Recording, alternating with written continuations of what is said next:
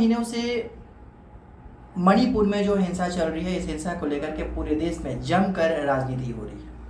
इस मामले को लेकर विपक्ष मोदी सरकार को जमकर घेर रहा है, वहीं सरकार के मंत्री विपक्षी राज्यों में होने वाली घटनाओं की याद दिला रहे हैं। इस बीच राष्ट्रीय स्वयंसेवक यानी आरएसएस के एक बड़े पदाधिकारी ने हिंसा को लेकर बयान दिया है।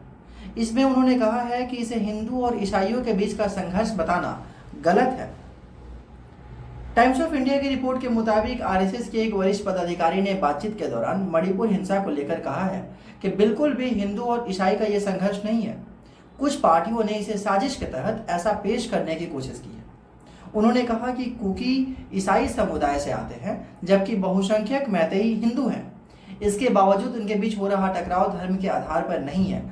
हालांकि आरएसएस पदाधिकारी ने यह भी माना कि इस हिंसा ने मणिपुर को एक ऐसा घाव दिया है जिसे भरने में कई साल लग जाएंगे। टाइम्स ऑफ इंडिया की रिपोर्ट में नाम नहीं छापने की शर्त पर आरएसएस के एक पदाधिकारी ने बताया कि हिंसा को लेकर जो गलत दावे किए गए हैं उनमें कई विदेशी संगठनों का भी हाथ है, जिन्होंने चर्च में तोड़फोड़ और आगजनी का इसका आधार बनाकर हिंदू और ईसाई का संघर्ष का नाम दिया। उन्होंने कहा कि कुकी और मैतेई समुदाय के बीच हिंसा का पुराना कोई इतिहास नहीं है।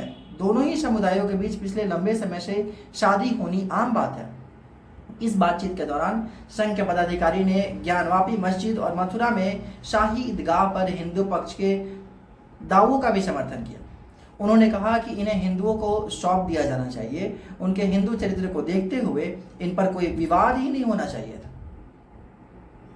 बता दें कि मणिपुर हिंसा पिछले 2 महीने से अधिक समय से चली आ रही है, जहां पे एक स्त्री को नग्न अवस्था में वहां के लोगों ने घुमाया था, जिसके बाद उसकी गिरफ्तारी भी हुई थी।